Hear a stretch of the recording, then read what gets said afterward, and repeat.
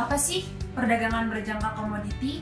Menurut Undang-Undang Nomor 10 Tahun 2011 Pasal 1 Ayat 1, perdagangan berjangka komoditi adalah segala sesuatu yang berkaitan dengan jual beli komoditi dengan penarikan margin dan dengan penyelesaian kemudian berdasarkan kontrak berjangka, kontrak derivatif syariah, dan atau kontrak derivatif lainnya.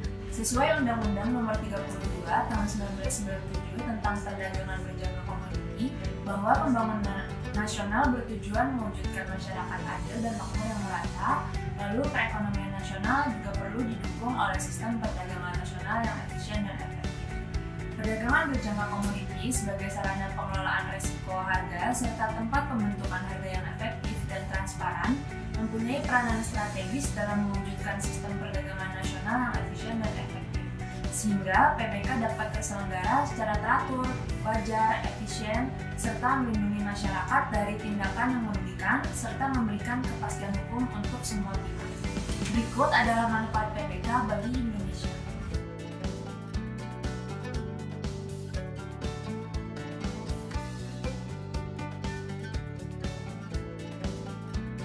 Berikut adalah struktur industri PBK di Indonesia.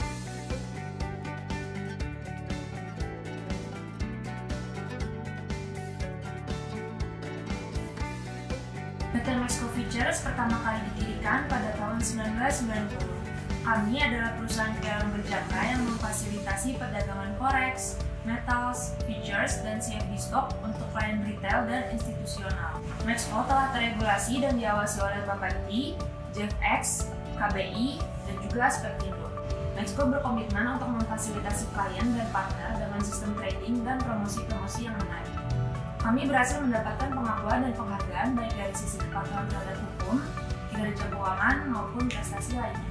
Menurut Undang-Undang Nomor 10 Tahun 2011 Pasal 1 Butir 5, kontrak berjangka adalah suatu bentuk kontrak standar untuk membeli atau menjual komoditi dengan penyelesaian kemudian sebagaimana ditetapkan di dalam kontrak yang diperdagangkan di bursa berjangka. Berikut adalah alur dari masa aktif kontrak berjangka baik dari sisi penjual maupun sisi pembeli.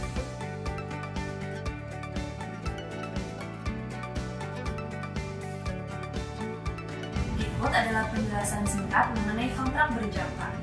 Yang pertama ada simbol, yaitu kode produk yang resmi digunakan untuk penyebutan kontrak yang biasanya diikuti dengan bulan dan tanggal kontrak jatuh tempo.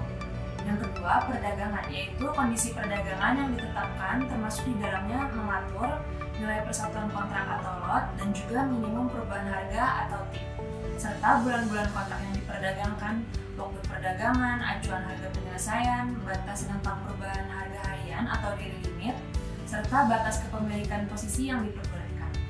Yang ketiga adalah pilihan penyelesaian, yaitu ketentuan yang mengatur mengenai penyelesaian dari kontrak berjangka, baik metode penyelesaian, kuota minimum penyerahan, maupun tempat penyerahan fisik komoditi yang menjadi subjek kontrak berjangka. Yang terakhir adalah spesifikasi mutu, yaitu kriteria mutu komoditi yang dipersyaratkan sebagai acuan mutu dari komoditi yang diperdagangkan. Berikut adalah contoh dari kontrak derivatif dan perbedaannya dari kontrak berjangka.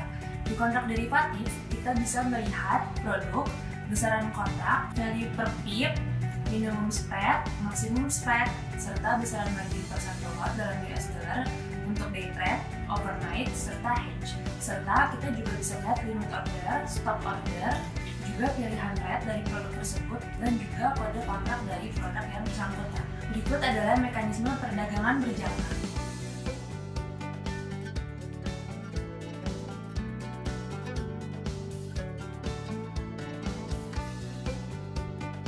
Berikut adalah cara perdagangan. Yang pertama, margin. Margin dipergunakan di mana pelaku hanya cukup mengeluarkan sedikit dana saja untuk memulai perdagangan sebagai jaminan good faith deposit. Besarnya kebutuhan margin biasanya kurang dari 5% dari nilai national asset dalam kontrak yang sesungguhnya. Yang kedua adalah two-way opportunities, di mana pelaku dimungkinkan untuk melakukan aksi jual terlebih dahulu dan mengoffsetnya dengan membeli kontrak sebelum jatuh tempo. Kondisi ini mengakibatkan perdagangan kontrak derivatif bisa tetap berpotensi menguntungkan meskipun harga sedang bergerak turun. Yang ketiga adalah leverage, yaitu daya ungkit. Artinya, dengan modal yang relatif kecil, pelaku bisa memperdagangkan aset yang nilainya berkali lipat lebih besar dan mengakibatkan potensi keuntungan dan kerugian yang besar juga. Harga komoditi yang sangat dipengaruhi faktor supply dan demand menghasilkan karakter pergerakan harga yang sangat volatil. Kontrak derivatif komoditi sebagai turunannya pun memiliki tingkat volatilitas yang tinggi. Adanya faktor leverage yang menyertai perdagangannya mengakibatkan perubahan nilai yang diakibatkan oleh pergerakan harga menjadi besar. Berikut contoh transaksi. Karakter perdagangan derivatif adalah mampu memberikan potensi perubahan nilai portofolio yang relatif besar dan dalam waktu relatif singkat. Siapa saja yang bisa menjadi nasabah? Yang pertama, harus cakap hukum atau minimal berusia 21 tahun. Yang kedua, bukan anggota dari Bapepti, bursa atau clearing berjangka, serta bukan bendaharawan yang melayani kepentingan publik. Yang ketiga, tidak termasuk ke dalam daftar DPO, DTTOT, ataupun pernah dinyatakan bangkrut. Pengalaman dan simulasi transaksi. Nasabah setidaknya sudah memiliki pengalaman transaksi baik di piala lain maupun di Mexco Futures. Nasabah harus mentradingkan akunnya sendiri. Nasabah tidak boleh memberikan kode akses kepada orang lain, serta tidak boleh memiliki perjanjian lain di luar perjanjian dengan PT Mexco Futures. Berikut adalah alur pengaduan nasabah berdasarkan Perka nomor 4 tahun 2020.